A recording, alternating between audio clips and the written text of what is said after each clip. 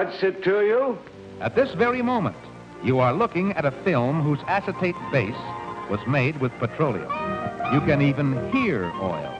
It's in the plastic in musical instruments. Chances are your day starts with oil.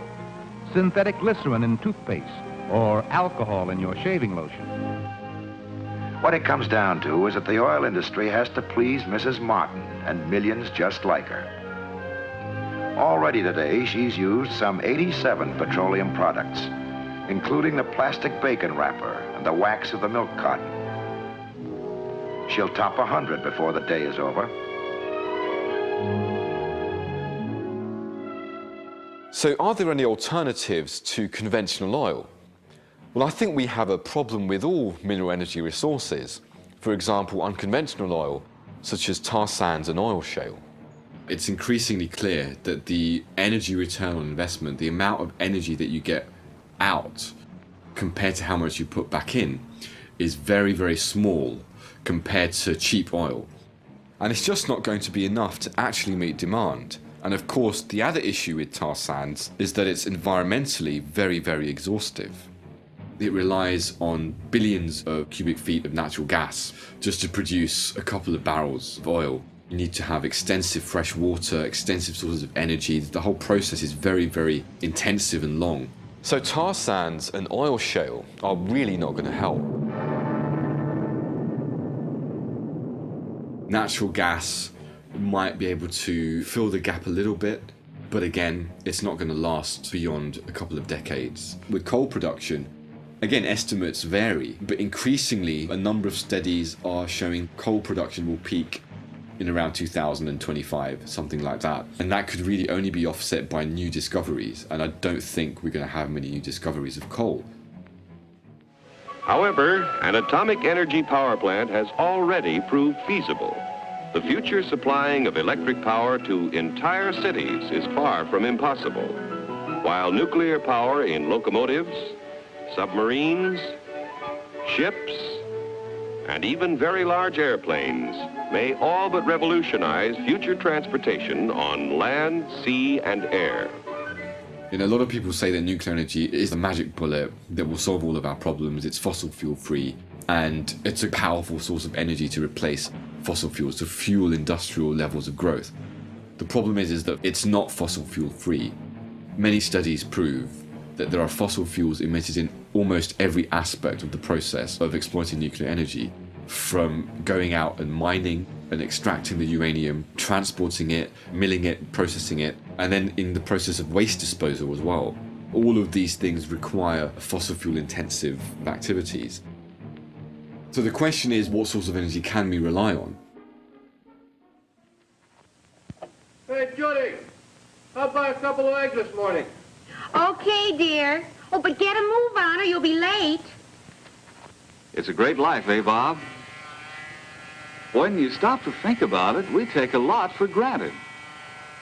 And why shouldn't we? But you know, somebody has to look after the things we take most for granted.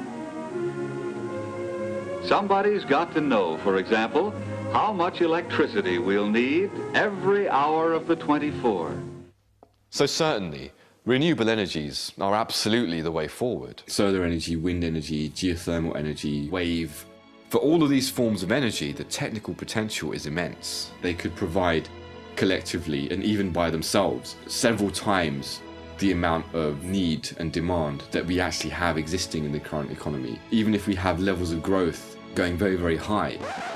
But there is a problem. First of all is that scaling up renewable energy practically, you need to have it positioned in the right way, in the right areas. You then need to have that electricity transported across vast distances. That obviously will require huge inputs of fossil fuel resources to actually scale up that process. I think ultimately when you look at those practicalities, it's clear that despite the large technical potential, there's no way that renewable energies would be able to scale up in time to meet industrial levels of growth and industrial levels of demand.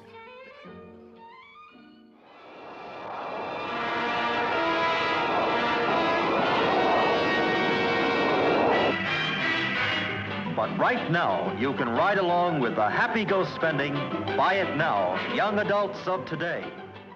Does that mean that we don't live the high life? In some ways, yes. But does it mean we revert back to this kind of Stone Age existence? No, it doesn't. It's not saying that it's the end of the world, but it's saying that it's the end of a particular form of industrial civilization which is based around unlimited growth and unconstrained interference with the natural environment.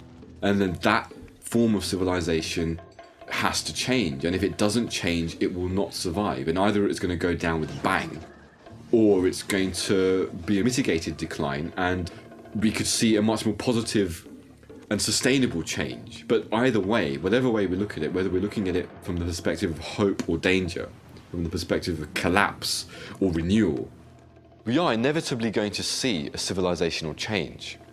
But if we want to push this change into a positive direction, then we're going to have to understand these crises not in their isolation, but in their combined impact. And this means looking at how climate change and energy depletion will interact with one another and affect the entirety of our social systems. And one of the areas where we'll see the biggest impact is in food production. Supermarket, symbol of the highest standard of living in this country today. These products come from farms and ranches despite distance and season. They are the result of a miraculous agriculture. Today, agriculture is going far beyond nature to produce new miracles for an even better, more abundant life. The work of the men behind the scenes is done on the farm, in the laboratory, and in the marketplace. On the farm today, wherever you look, you see the handiwork of scientists. Improved crops, more productive soils, more useful, more efficient machinery. I'm very concerned that the impacts of climate change and energy depletion are converging. And it's very clear that we will not be able to sustain global food production levels in the coming years without a drastic change in the way we do things. On the one hand, you have the impact of global warming. Due to erratic weather, for example, increased droughts and increased floods in different regions, we will see many more crop failures which will drastically impact on global food production. The other issue, of course, is energy. Industrial agriculture is heavily dependent on oil. We are dependent on oil-based fertilizers and pesticides, and if we reach a point where supplies of hydrocarbon energy are diminishing, we will be unable to sustain industrial agriculture in order to meet world population needs.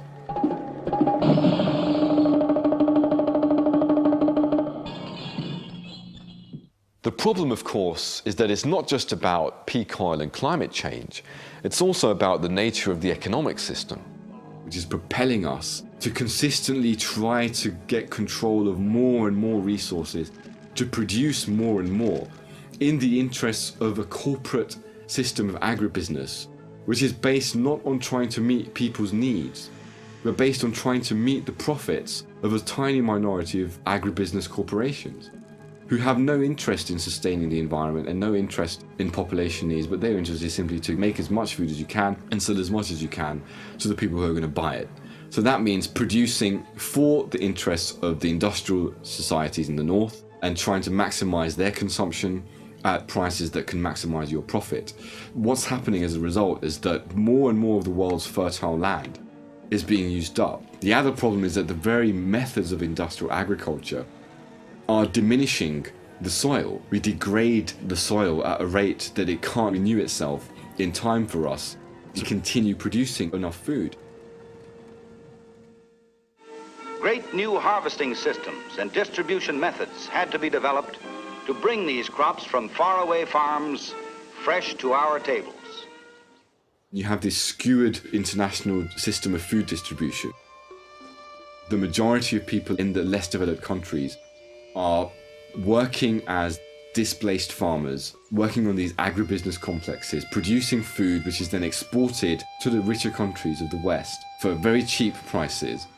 And where are they supposed to get their food from? Well, they're buying food produced in the West very expensively, and they can't afford to buy the food.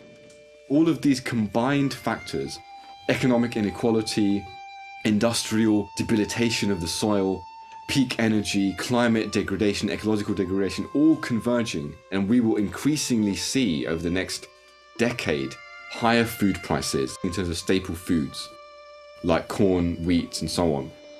And we will find more and more people in the less developed countries subject to malnutrition and starvation. And slowly over time, this could come to afflict the Western countries.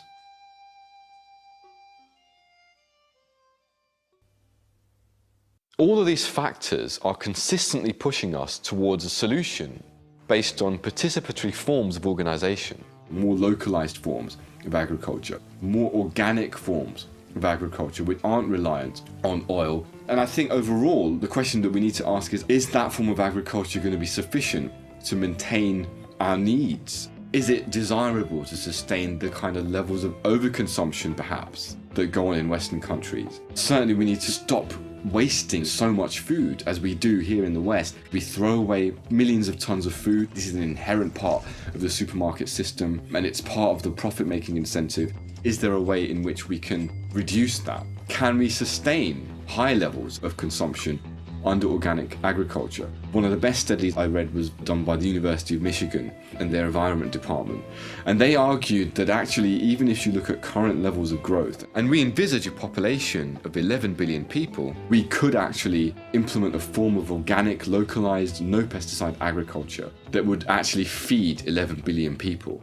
And that would be clean, that wouldn't be reliant on fossil fuels. And that's a very astounding and very interesting study. Being pragmatic about it, I would say, let's imagine that that's not the case. We are seeing an overall message that we do not want to keep growing. This infinite growth has to stop. We need to reach a limit. We need to have a steady state system of some kind. And if we do that, then I think a future picture of forms of localized organic agriculture could be much more sustainable, much more viable, and much more accessible to communities.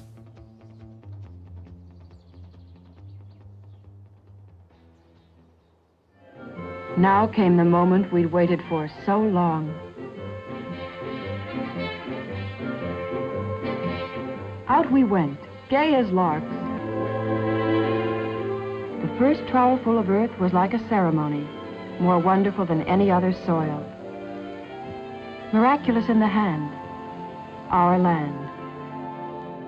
The fundamental issue is, who owns the land? Who owns productive resources? Unfortunately, we have a situation where something like 1%, literally 1% of the world's population, dominate and own the entirety of the world's productive resources, and the rest of us are completely dispossessed.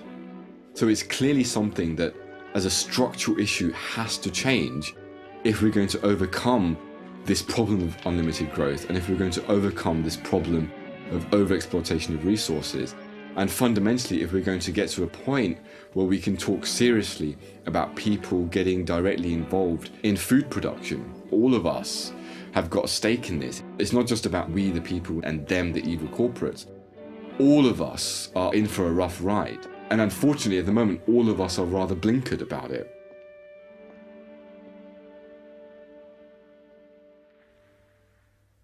And now, intermission. Refreshment time.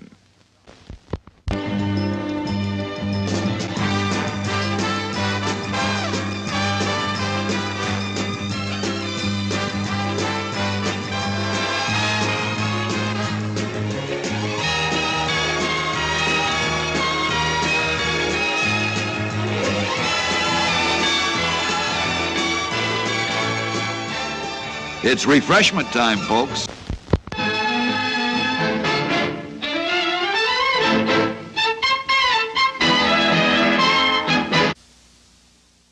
Hello, I'm Mr. Money.